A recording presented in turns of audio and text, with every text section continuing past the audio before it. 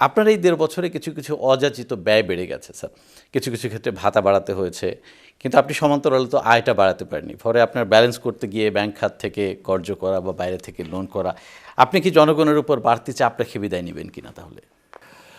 এ বাড়তি চাপ কিছুটা যে খুব বেশি যে পড়েছে তা না। আপনি দেখবেন আমাদের বাজেটে কিন্তু আমরা ইনকাম ট্যাক্স বা এগুলো বাড়ে না, বাড়তি চাপ বেশি বেড়েছে বিজনেসম্যানদের উপরে। ভ্যাটটা অনেক জায়গায় আমরা ইসে করেছি, কারণ ছিল ভ্যাট অনেক জায়গায় ভ্যাটটা ইনফ্যাক্ট ইউনিফর্ম করাই উচিত। 15% বলে আমরা 50% করতে পারবো না, তার কোর্ট একটা ইসেতে আমরা ব্যয় যেটা বেড়েছে আমরা, হ্যাঁ কিছু অপ্রত্যাশিত ব্যয় বেড়েছে, ভাতা, তারপর কিছু কিছু অ্যালাউন্স, কোনো এবং নির্বাচনের পেছনে একটা ব্যয় যাবে, নির্বাচনের একটা বড় ব্যয় না, সেটা প্রত্যাশিত, সেটা আমরা অ্যাভয়েড করবো না। ব্যয় বেড়েছে ওগুলোতেই। আপনার আপনি দেখেন পে কমিশন একটা তো হয়েছে 15 বছর। এখন অনেকেরই কিন্তু জীবনযাত্রার ব্যয় বেড়ে গেছে, ইনফ্লেশন বেড়েছে, ফুড ইনফ্লেশন, নন ফুড ইনফ্লেশন, এবং তারা তখন কম্পেয়ার করে, লোকজন তো কনসাস, তারা দেখে যে আমার ওই অফিসের কিছু বেশি অ্যানাউন্স পাচ্ছে, কেউ ঝুঁকি ভাতা পাচ্ছে, আমরা পাচ্ছি না, আবার কেউ স্পেশাল অ্যানাউন্স পাচ্ছে। আবার ওদের কিছু ব্যয় বেড়ে গেছে আমাদের, যেটা আমরা বলবো যেটা যে আমরা কিছু ঋণ শোধ করেছি, প্রাইভেট সেক্টরে আছে, স্যাব্রনের ঋণ, তারপর আপনার অরাকালের অনেকগুলো টাকা আটকা ছিল, এগুলো আমরা দিয়েছি প্রাইভেট সেক্টরে। অনেকগুলো যেমন ইসলামিক ট্রেড ফাইন্যান্সের অনেকগুলো টাকা পাওনা ছিল।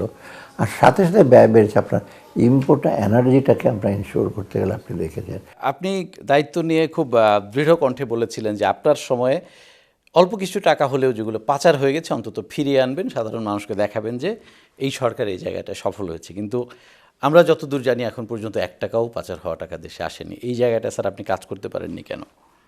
বিষয়টা কিন্তু যত সোজা তো না।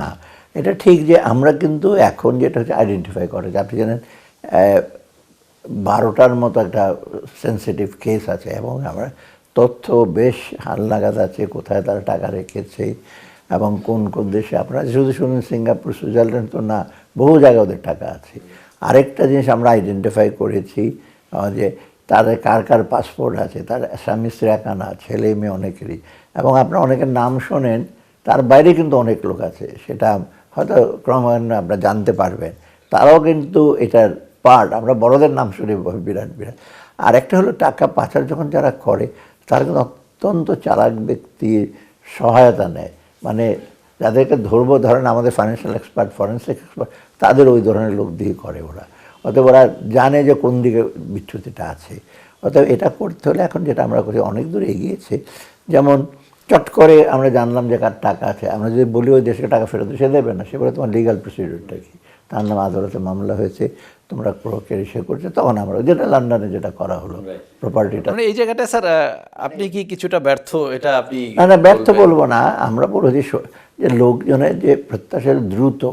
আপনি মার্কোসের টাকা আনতে 18 বছর লেগেছে, সবাই জানতো সুইজারল্যান্ডে আছে, কিন্তু তখন অবশ্য এতটা সহায়ক ছিল না, ইন্টারন্যাশনাল আইনগুলো, আন্তর্জাতিক আইনগুলো এতটা সহায়ক ছিল না।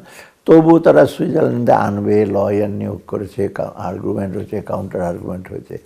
আমরা তো লিগাল নোটিশ পেয়েছি অনেক আসতে অলরেডি, যে এখন আমাদের, আর ওরা হয় কি যারা টাকা পাচার করে তারা বেস্ট লয়ার হায়ার করে। আপনি আশ্চর্য হবেন, বেশ কিছু ফার্ম আমরা জানি, দ্য টপ লয়ার, ইংল্যান্ডের one of the best, USA একটা বেস্ট লয়ার।